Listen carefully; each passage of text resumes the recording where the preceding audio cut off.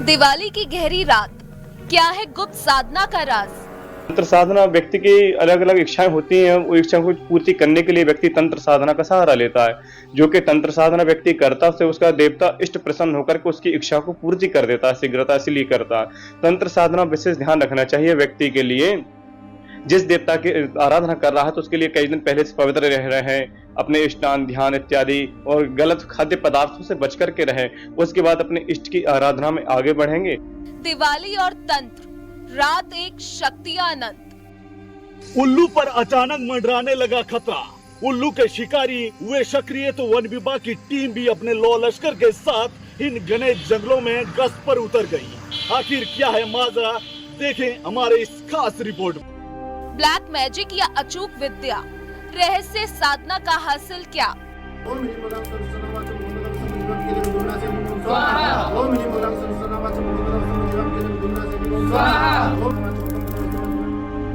दिवाली रहस्य एक रात का।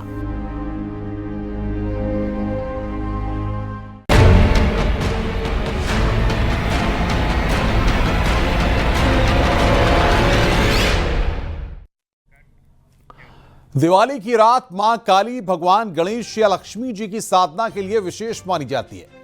मंत्र जाप में शक्ति होती है और यही शक्ति साधना को संपूर्ण करती है। दिवाली की रात तंत्र साधना केवल पूजा नहीं बल्कि एक आध्यात्मिक यात्रा है। ये वो रात है जब आप अपने भीतर की असीम शक्ति को जगा सकते हैं। लेकिन सावधान, यह हर किसी के लिए नहीं है और इसका उद्देश्य भी जन कल्याण ही होना चाहिए। कई बार कुछ लोग इस तंत्र साधना के पीछे स्वार्थ को लक्ष्य बना लेते हैं, जो न सिर्फ गलत है बल्कि नुकसानदेह भी साबित हो सकता है। आज तंत्र साधना के हर रहस्य से हम पर्दा उठाएंगे।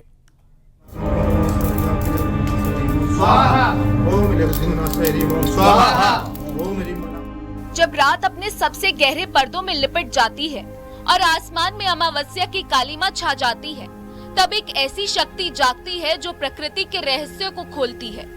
ये है दिवाली की रात, प्रकाश का उत्सव, लेकिन साथ ही तंत्र साधना की वो पवित्र रात जब आत्मा और ब्रह्मांड एक दूसरे से संवाद करते हैं।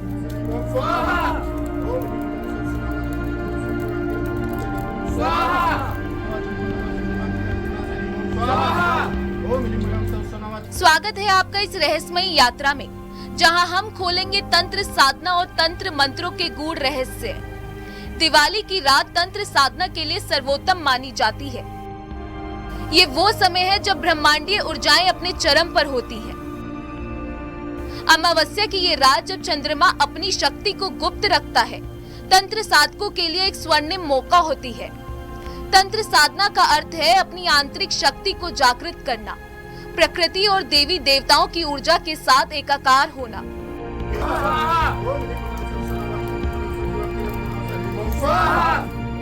शिव और शक्ति दोनों की आराधना का केंद्र है और तंत्र साधना में यही प्रमुख होता है।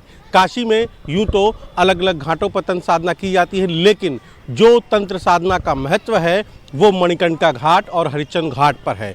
दोनों के बारे में एक जो बड़ा अंतर है वो ये मान्यता के मुताबिक कि जो मणिकर्णिका घाट पर तंत्र किया जाता है वो काशी में ही रह जाता है और जो हरिश्चंद्र घाट पर तंत्र किया जाता है वो काशी के बाहर भी ले जाया जा सकता है।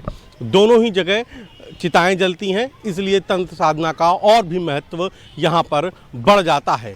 तो दीपावली पर तंत्र साधना के लिए न केवल घाट हैं बल्कि काशी में बहुत सारे मंदिर हैं, स्थान हैं और बहुत सारे मठ हैं जहाँ पर ये तंत्र साधना की जाती है। नदियों के किनारे आमतौर पर तंत्र साधना की जाती है। मैं भी इस वक्त वरना नदी के किनारे पर हूँ जहाँ पर भी तंत्र साधना माना जाता है कि दीपावली की रात की जाती है।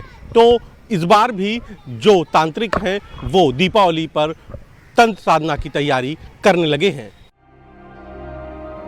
लेकिन ये साधना आसान नहीं, ये अनुशासन, समर्पण और शुद्धता का रास्ता है। तंत्र साधना की प्रक्रिया शुरू होती है एक पवित्र संकल्प से।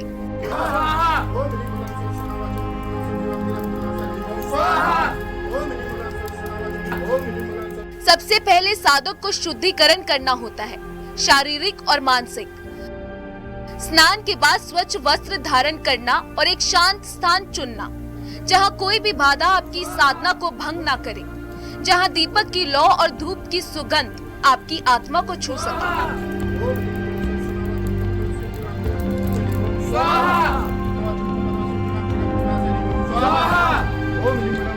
कोई भी क्रिया होती है तो उसकी प्रतिक्रिया जरूर होती है, ऐसा हमारा धर्मशास्त्र भी कहता है और विज्ञान भी कहता है। और जब हम किसी क्रिया को बिना गुरु की या किसी बिना विशेषज्ञ के सलाह की करते हैं तो निश्चित रूप से वह नुकसानदायक ही होगी। जैसे एक करंट है, उसको यदि हम सही तरीके से हमने उसका वायर कनेक्ट नहीं किया तो निश्चित रूप से फॉल्ट कर जाएगा और सारी किए कराए पर जो है विध्वंस हो जाएगा। इसी प्रकार तंत्र है, तंत्र जो है किसी एक क्रिया का नाम नहीं है, यह प्रकृति से अपने आप को जोड़ने का है, एक माध्यम है। और यदि हम उस माध्यम से जुड़ने में कहीं त्रुटि करते हैं तो हमारी मन मस्तिष्क की ऊर्जा, हमारी शारीरिक ऊर्जाएं ये हमें डिसबैलेंस कर सकती हैं और ये हमें दुष्प्रभावित कर सकती हैं। इसलिए जब भी तंत्र करें, उस तंत्र का जो मुख्य आधार होना चाहिए वो गुरु के द्वारा दिया गया मंत्र, गुरु के द्वारा दी गई शिक्षा और गुरु के द्वारा दिया गया विधि विधान होना चाहिए। फिर आता है यंत्र और मंत्र को चुनने का वक्त। दिवाली की रात माँ काली, भगवान गणेश या लक्ष्मी जी की साधना के लिए विशेष मानी जाती है। मंत्र जाप में शक्ति होती है और यही शक्ति साधना को संपूर्ण करती है। दिवाली की रात तंत्र साधना केवल पूजा नहीं बल्कि एक आध्यात्मिक यात्रा है।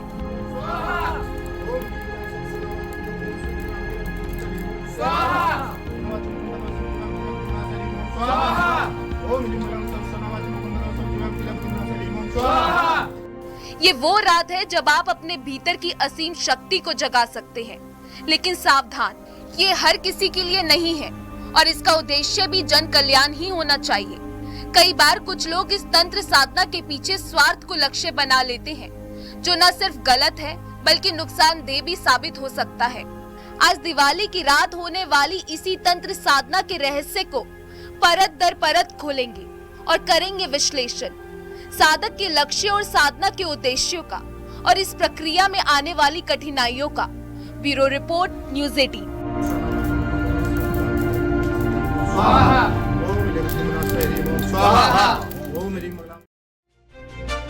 प्रकाश का उत्सव, लेकिन तांत्रिक साधकों के लिए इस समय खास समय पर जब ब्रह्मांडीय शक्तियां अपने चरम पर होती हैं, इस समय साधना को न सिर्फ अलग महत्व होता है बल्कि माना जाता है कि सभी फल भी सिद्ध होते हैं। आज हम देश के अलग अलग हिस्सों में होने वाली तांत्रिक विद्याओं के गुड़ रहस्य के बारे में जानेंगे, साथ ही आपको बताएंगे कि आखिर कैसे दिवाली की रात होती है, रहस्य की वो साधना जिसके बारे में आम इंसान को अंदाजा तक नहीं होता।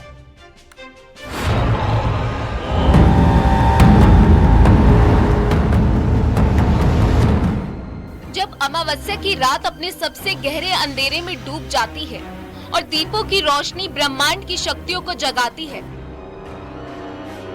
तब एक ऐसी दुनिया खुलती है जहां तंत्र और मंत्र आत्मा को दैवीय ऊर्जा से जोड़ते हैं। ये है दिवाली की रात।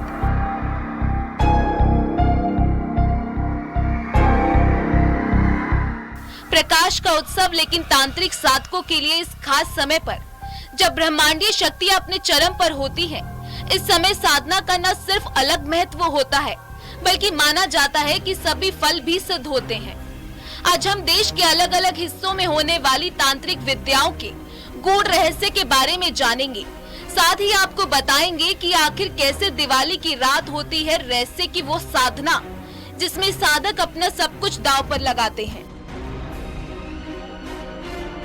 मोहरात्र, महारात्र है ना, ऐसे दीपावली, शिवरात्रि और होलिका दहन और कृष्ण जन्माष्टमी, इन रात्रियों में जागने का विधान है। हमारा नीति शास्त्र कहता है कि जागरणम भय नाशनम, जागने से भय का नाश होता है। तो जब हम इन रात्रियों में जागते हैं, शिवरात्रि हुई, दीपावली हुई, है ना, तो इनमें विशेष ऊर्जा जो है हमारे आसपास होती है।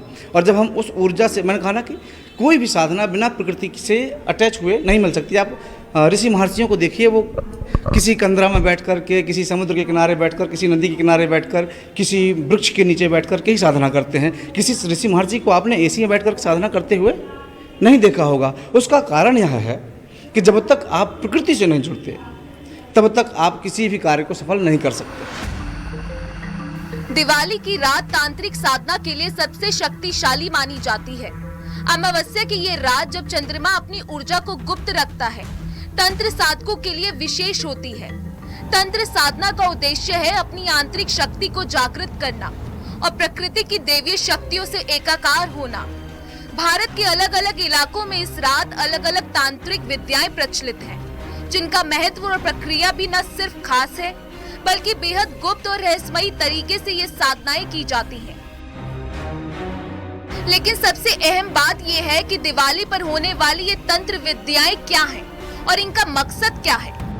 कुछ लोग इसे ब्लैक मैजिक से भी जोड़कर देखते हैं, लेकिन तंत्र साधना का उद्देश्य जहां कुदरत से संवाद, अनंत की साधना है, तो वहीं काला जादू किसी स्वार्थ के लिए की जाने वाली विद्या है, जिसमें किसी को नुकसान पहुंचाने की कोशिश होती है।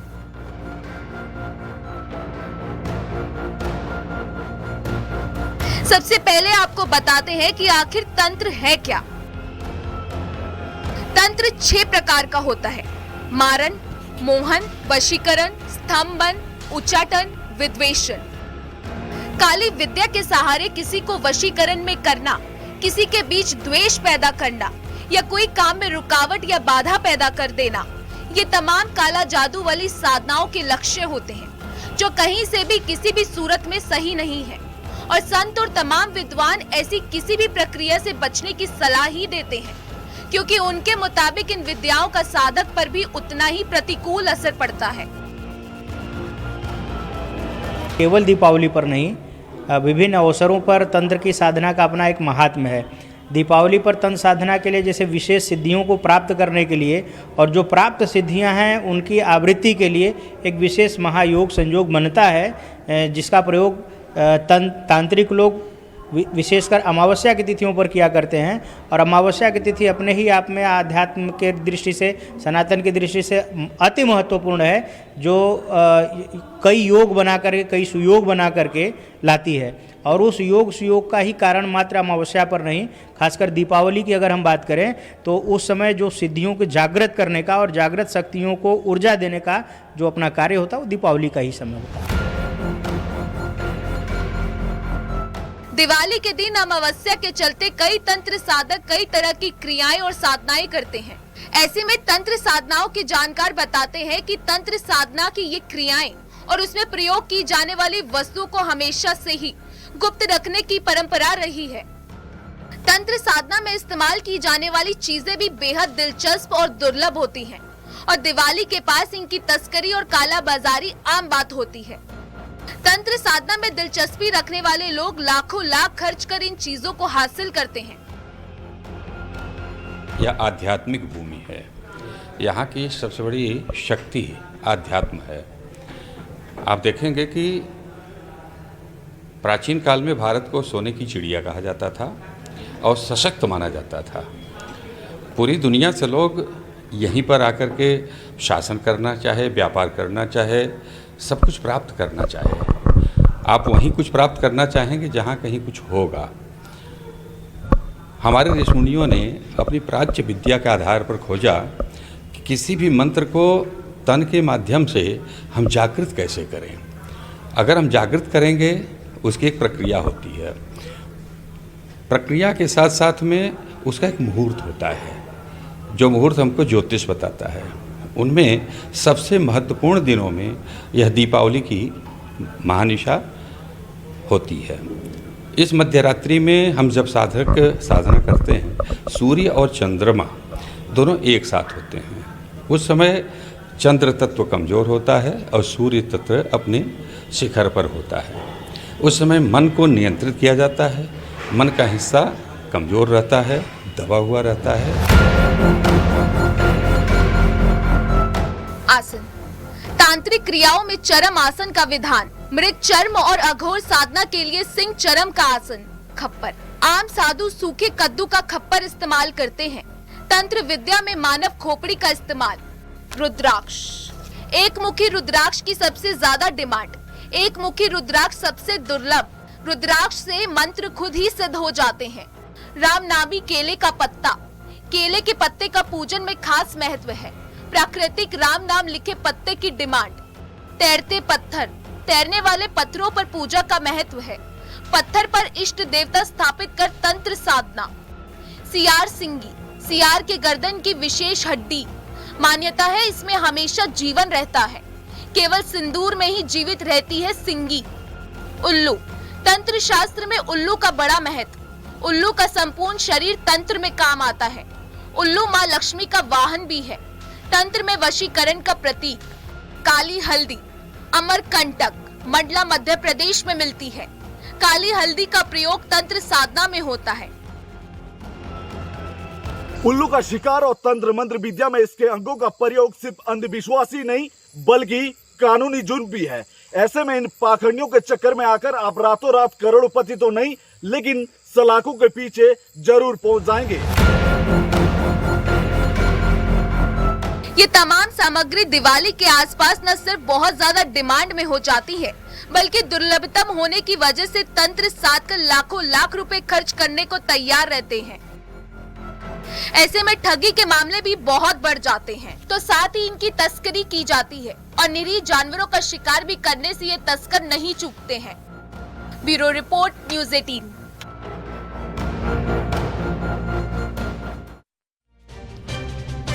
दिवाली की रात तांत्रिक साधनाएं शक्ति और खतरे का संगम है। उत्तराखंड में चामुंडा, उत्तर प्रदेश में भैरव और असम में कामाख्या मंदिर। हर साधना में गुरु का मार्गदर्शन और शुद्धता जरूरी है। एक गलत कदम और साधक अंधेरे की गहराइयों में खो सकते हैं। तो ऐसे में जरूरी है कि न सिर्फ अपने गुरु के निर्देशों का पालन करें बल्कि अपने लक्ष्य और इच्छाओं में भी जन कल्याण पर फोकस रखें।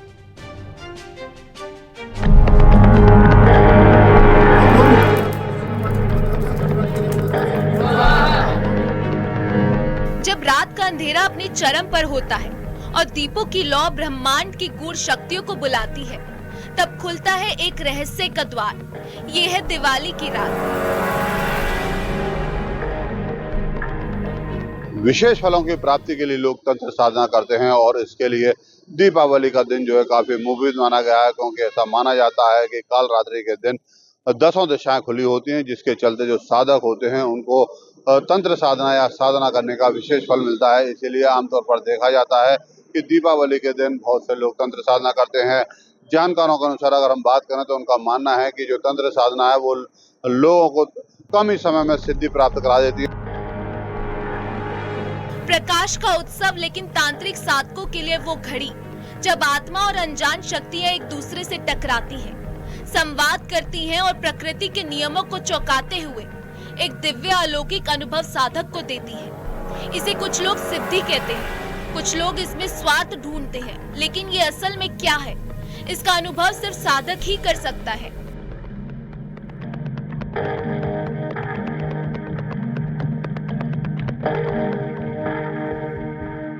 दिवाली में उल्लू की पूजा होती है और ये लक्ष्मी का जो वाहन है उल्लू, तो लक्ष्मी की पूजा विशेष करके होती है और दिवाली में इसको विशेष कर पूजा जाता है।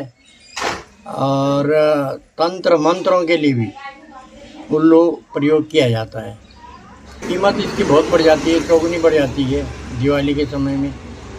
और पंचोपचार पूजा है, तंत्र मंत्र से भी पूजा की जाती है, तो इस प्रकार से इसकी पूजा होती है। धन की प्राप्ति के लिए, लक्ष्मी की प्राप्ति के लिए उल्लू की पूजा होती है। उत्तराखंड के ज्वालामुखी मंदिर में दिवाली की रात मां चामुंडा की तांत्रिक साधना होती है। साधक रात 1 बजे खास तंत्र विधि के साथ मंत्रों का जाप करते हैं। हवन में विशेष जड़ी बूटियां और घी डाला जाता है। ये साधना शत्रु और नकारात्मक ऊर्जा से मुक्ति के लिए की जाती है, लेकिन कहते हैं अगर मंत्र में जरा सी चूक हो तो शक्तियां उल्टी पड़ सकती हैं। साधक रात भर यंत्र पर ध्यान केंद्रित करते हैं, मानो कोई अदृश्य शक्ति उन्हें देख रही हो।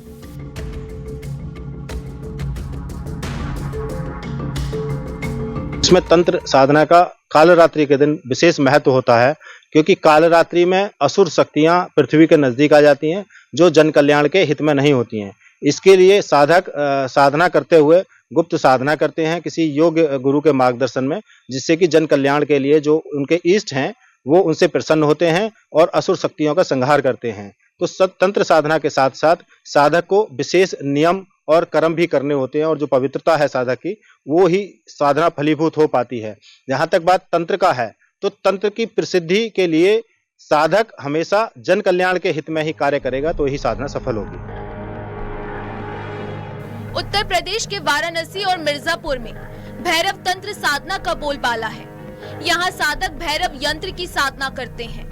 ये साधना सुरक्षा और सिद्धि के लिए की जाती है, लेकिन ये रात ऐसी है कि गलत इरादे वाला साधक भटक सकता है। स्थानीय लोग कहते हैं कि रात में मंदिर के आसपास अनजानी आवाजें सुनाई देती हैं।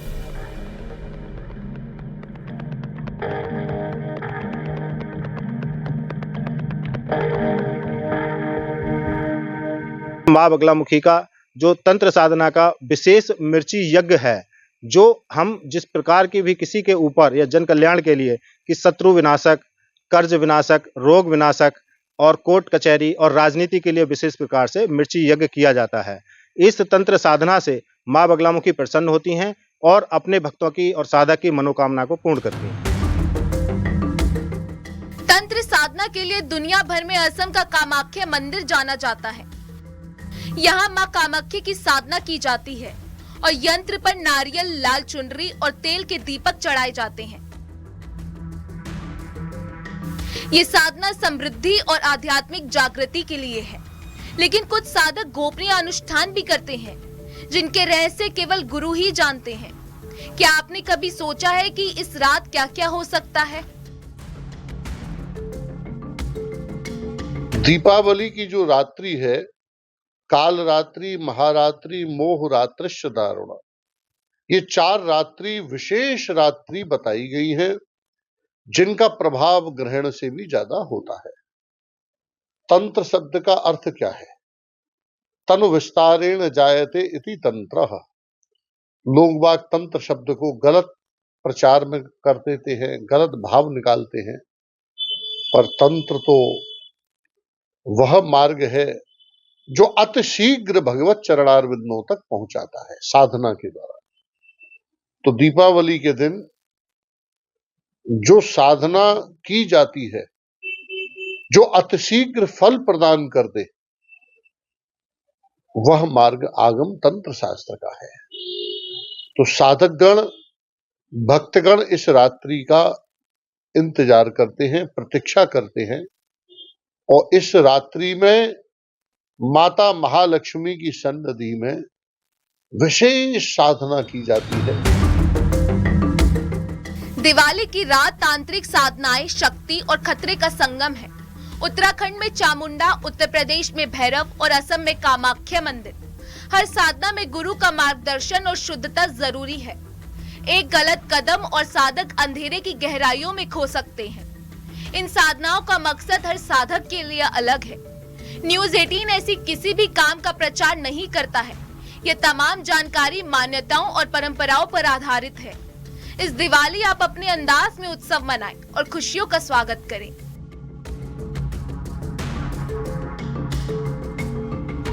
ऐसा मानना है कि इसके लिए एक गुरु की आवश्यकता होती है और गुरु भी काफी जानकार होना चाहिए, क्योंकि अगर यदि तंत्र साधना सही तरीके से नहीं कही तो उसका परिणाम जो है दुष्परिणाम में बदल सकता है। लिहाजा यदि कोई भी व्यक्ति अगर अपने सुख संतान, सुख समृद्धि की कामना करता है और तंत्र साधना करता है, तो उसको कहीं ना किसी रूप में एक अच्छे गुरु को पहले पाना होता है और उसके बाद ही वह तंत्र साधना कर सकता है। नितिन गौतम, न्यूज़ 18 मथुरा।